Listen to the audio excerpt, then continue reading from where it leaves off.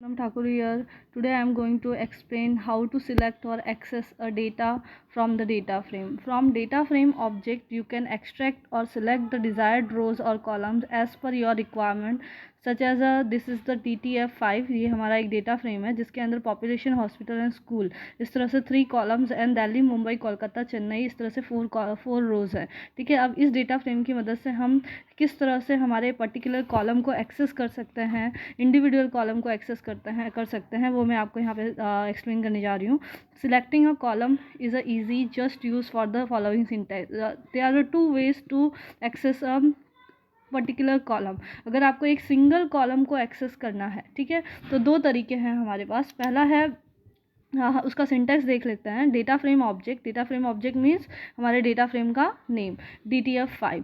फिर आपको square bracket करके उसमें कॉलम का नेम लिखना है। कॉलम का नेम मीन्स पॉपुलेशन एक्सेस करना है तो पॉपुलेशन लिखो, हॉस्पिटल एक्सेस करना है तो हॉस्पिटल लिखना है, स्कूल की डेटा को एक्सेस करना है तो स्कूल लिखना है आपको। ठीक है, फिर उसके बाद हमारा दूसरा सिंटैक्स है, डेटा फ्रेम ऑब्जेक्ट का नेम लिखो, फिर डॉट यहाँ पे एज अ सेपरेटर आपको यूज़ करना है, डॉट नोटेशन को। ठीक है, यहाँ पे हमने स्क्वायर ब्रैकेट यूज़ किया था, यहाँ हम डॉट यूज़ करेंगे।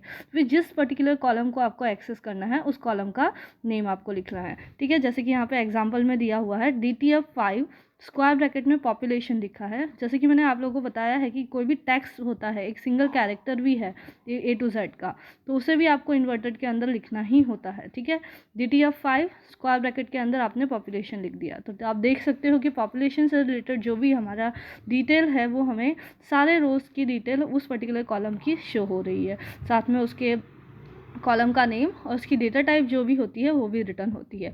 जैसे कि आप देखो यहाँ पे DTF5 स्कूल लिखा हुआ है, तो स्कूल के रिलेटेड जो हमारा डेटा है स्क्वायर ब्रैकेट में हमने जो पास किया है इन्वर्टेड के अंदर, वो हमें यहाँ पे शो हो रहा है उसके डेटा टाइप के साथ, ऑल रोज यानी ऑल रोज की डिटेल। ठीक है, फिर हम जैसे कि डॉट नोटेशन से भी हम किसी पर्टिकुलर कॉलम को एक्सेस कर सकते हैं, पर डॉट नोटेशन के साथ आपको ये ध्यान रखना है, make sure not to put the any quotation mark around the column name. Square bracket में हमें कोटेशन मार्क रखना है। ठीक है, लाइक दैट पॉपुलेशन स्कूल में कोटेशन मार्क रखा है, तो अगर हम डॉट नोटेशन के साथ हम पर्टिकुलर कॉलम को एक्सेस करते हैं तो हमें यहाँ पे कोटेशन मार्क नहीं रखना है, ये इस बात का आपको ध्यान रखना है। यहाँ पे आपको नोट भी दिया है, while using a dot notation do not put any quotes around the column name.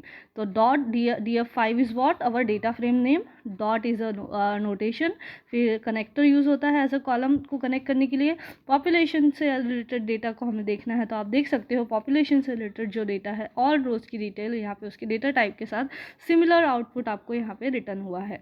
So students, यहाँ पे हमने क्या सीखा, selecting accessing a column of a data frame. इस तरह से आप स्क्वायर ब्रैकेट की मदद से या तो फिर आप यहाँ पे डॉट नोटेशन की मदद से आप अपने कॉलम इंडिविजुअल कॉलम को एक्सेस कर सकते हो। इसी तरह से अगर आपको मल्टीपल कॉलम को एक्सेस करना है तो सिलेक्टिंग एक्सेसिंग अ मल्टीपल कॉलम, सिमिलर आपको बस यहाँ पे क्या करना है, कॉमा सेपरेटर का यूज़ करना है। सेम सिंटेक्स है, बस कॉमा सेपरेटर का यूज़ करके मल्टीपल कॉलम के, जैसे कि पॉपुलेशन हॉस्पिटल दोनों का चाहिए तो यहाँ पे पॉपुलेशन कॉमा हॉस्पिटल दोनों जितने नंबर ऑफ कॉलम आपको चाहिए कॉमा सेपरेटर की मदद से स्क्वायर ब्रैकेट में आपको इनक्लोज करना है। पर वो स्क्वायर वो सारी डिटेल को एज अ लिस्ट सीक्वेंस आपको यहाँ पे पास करना होता है with in a square bracket. देखो हम पढ़ लेते हैं, to selecting a multiple column you can give a list having a multiple column names. तो हम जो मल्टीपल कॉलम्स के नेम देते हैं वो एक लिस्ट सीक्वेंस में हमें देना है, यानी स्क्वायर ब्रैकेट तो हमारा यहाँ पे सिंगल स्क्वायर ब्रैकेट था, उसके अंदर हमने एक सिंगल कॉलम एक्सेस करना था तो सिंगल नेम जस्ट ऐसे ही डाल दिया। बट यहाँ पे हमें मल्टीपल कॉलम एक्सेस करना है ना, तो हमें यहाँ पे उसकी वैल्यू को, मल्टीपल कॉलम की वैल्यूज़ को एज अ लिस्ट हमें यहाँ पे पास करना होता है। ठीक है, हम एग्जाम्पल में देख लेते हैं। देखो यहाँ पे लिखा है DTF5 स्कूल हॉस्पिटल्स। ठीक है, तो यहाँ पे देखो स्कूल एंड हॉस्पिटल्स को यहाँ पे अनदर लिस्ट वाले स्क्वायर ब्रैकेट में आपको पास करके दिया है और दोनों को इन्वर्टेड में यहाँ पे कोट किया गया है। ठीक है, तो आपको स्कूल और हॉस्पिटल ऑल रोज के वैल्यूज यहाँ पे दिख रही हैं। List having the multiple column names given inside the square bracket. ठीक है, अनदर एग्जांपल देख लेते हैं, हॉस्पिटल एंड स्कूल्स। हमने अनदर एग्जांपल देखा, यहाँ पे हमें हॉस्पिटल की डिटेल पहले आई है, फिर स्कूल की डिटेल हमें यहाँ पे मिली है।